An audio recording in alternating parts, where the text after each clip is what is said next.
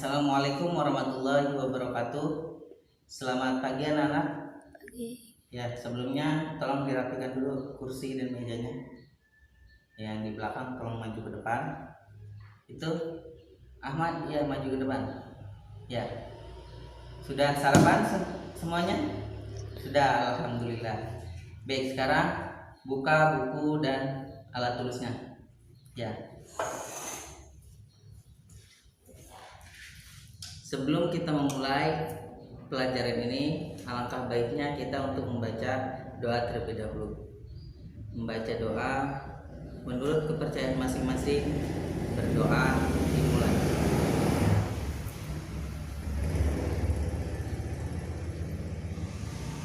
Berdoa selesai. Baik, saya akan membacakan absensinya terlebih dahulu. Ya, Ahmad Andika, ya, Anissa, ya, Anita, Rafatul, ya, ada semua berarti ya. Berarti kita bisa mulai pelajaran hari ini dengan membacakan basmalah. Bismillahirrahmanirrahim. Oke, baiklah anak-anak. Sekarang kita akan mempelajari tentang interaksi sosial. Ya, perhatikan. Lihat ke depan semuanya. Apa sih interaksi sosial? Pengertian interaksi sosial adalah hubungan timbal balik yang saling mempengaruhi.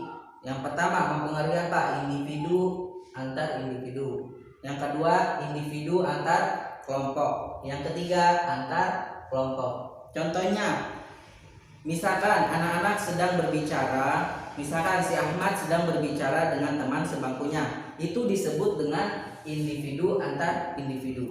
Yang kedua, individu antar kelompok. Misalkan Anissa ingin apa? Ingin mengikuti paskibra. Nah, ia berbicara dengan kelompok paskibra, itu disebut dengan individu antar kelompok. Yang ketiga, antar kelompok, atau sama saja dengan misalkan kelompok paskibra berbicara dengan kelompok lompat tali atau kelompok cerdas cermat, itu disebut antar kelompok, ya.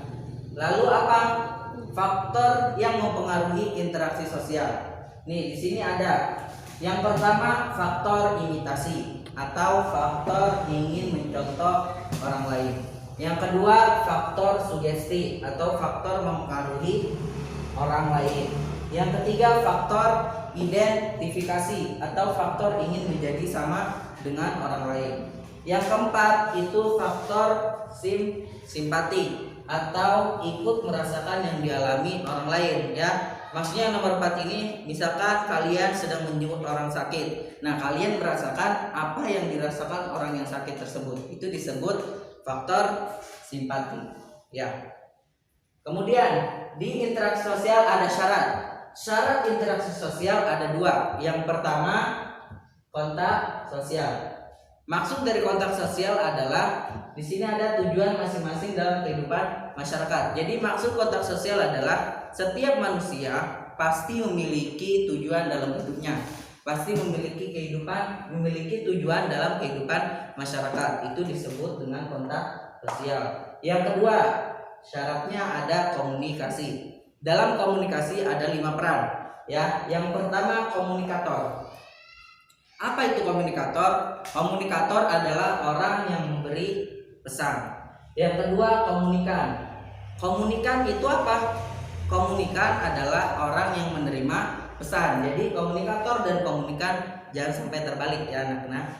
Ya, kemudian yang ketiga, pesan. Pesan itu maksudnya ketika kita berbicara pasti kita memiliki pesan. Apa yang dituju untuk seseorang yang kita ajak bicara. Yang keempat ada media. Misalkan dalam kasusnya kalian punya saudara atau punya teman yang jauh dari rumah kalian. Kemudian kalian ingin berbicara dengan orang tersebut melalui ponsel. Nah, itu yang disebut dengan media, ya. Kalian berbicara dengan ponsel. Yang kelima itu efek. Setelah kalian berbicara dengan orang yang jauh atau teman atau saudara yang jauh, nah efeknya apa? Apakah dia senang? Apakah dia bahagia? Nah, itu yang disebut dengan efek ya. Jadi dalam syarat interaksi sosial ada dua ya. Jadi harus ditepati terlebih dahulu, kontak sosial dan komunikasi. Ya. Kemudian dalam interaksi sosial ada bentuk-bentuknya ya. Bentuk interaksi sosial itu ada dua ya. Ada dua bentuk. Yang pertama proses asosiatif. Apa sih proses asosiatif? Proses asosiatif adalah bentuk interaksi sosial yang mengarah pada satu tujuan. Contohnya ada dua. Di sini saya memberikan dua. Yang pertama kerjasama, yang kedua akomodasi. Kerjasama, misalkan dalam setiap pemilihan pasti ada namanya visi dan misi. Itu harus saling bekerja sama ya. Atau kalian anak-anak ya sedang melakukan diskusi. Nah, semuanya harus bekerja sama ataupun gotong royong ya. Itu juga harus bekerja sama. Ya. Kemudian yang kedua ada bentuk interaksi sosial yaitu akomodasi. Apa itu akomodasi? Bentuk interaksi sosial yang menyelesaikan pertengkaran tanpa menjatuhkan. Ya. Lanjut. Kemudian bentuk interaksi sosial yang kedua yaitu proses disosiatif. Apa sih itu? Proses disosiatif adalah bentuk interaksi sosial yang mengarah pada konflik ya. Lihat semuanya ke depan, perhatikan ke depan ya. Yang pertama saya beri contoh dua. Sebenarnya proses disosiatif ini ada banyak ya, tapi yang dicontohkan ada dua. Yang sering keluar ini ada dua. Yang pertama kompetisi. Apa itu kompetisi? Yaitu bentuk interaksi sosial yang bersaing untuk menjatuhkan lawan. Maksudnya apa? Misalkan kalian atau siapa misalkan sedang mengikuti cerdas cermat. Nah, di situ pasti ada keinginan untuk menjatuhkan lawan. Kenapa? Karena udah pasti dan udah barang tentu kalian ingin menang kan? Ingin menang dari perlombaan cerdas cermat. Nah, itu disebut kompetisi karena bersaing untuk menjatuhkan lawan. Yang kedua, konflik, yaitu memenuhi tujuan dengan cara mengancam ya.